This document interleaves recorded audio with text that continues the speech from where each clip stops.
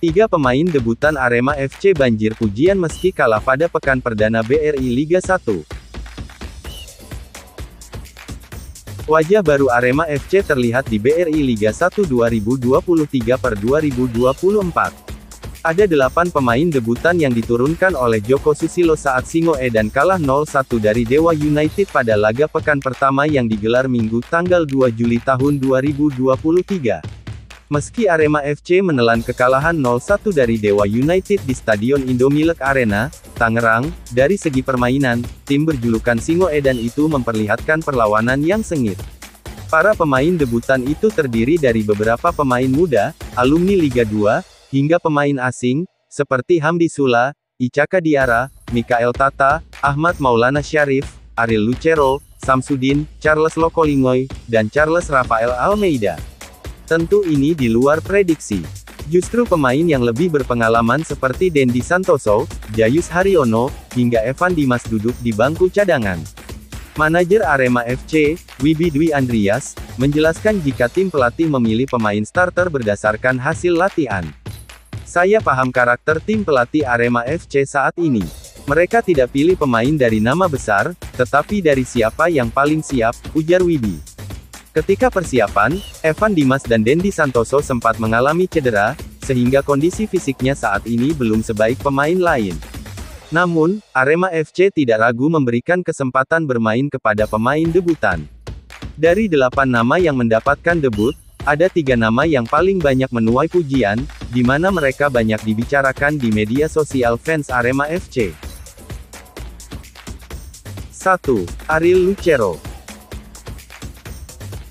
Arema FC seperti sudah merindukan sosok gelandang serang yang bisa menjadi playmaker tim.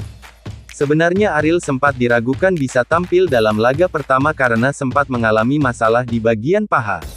Namun, pemain berusia 24 tahun itu tetap bermain sejak menit awal. Selama 83 menit di lapangan, Ariel menjadi motor serangan Arema FC.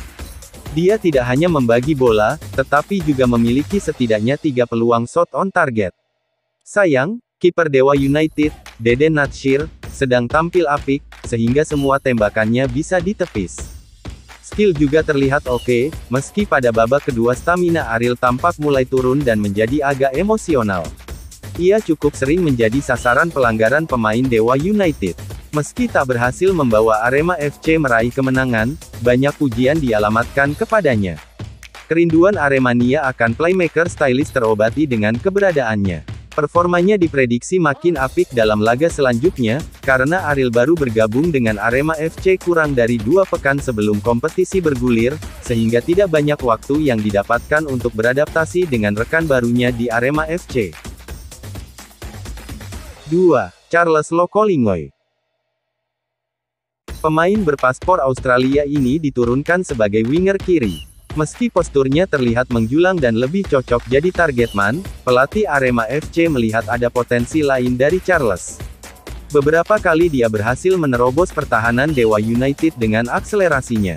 Meski berposisi sebagai winger, pemain 26 tahun ini punya cukup banyak peluang.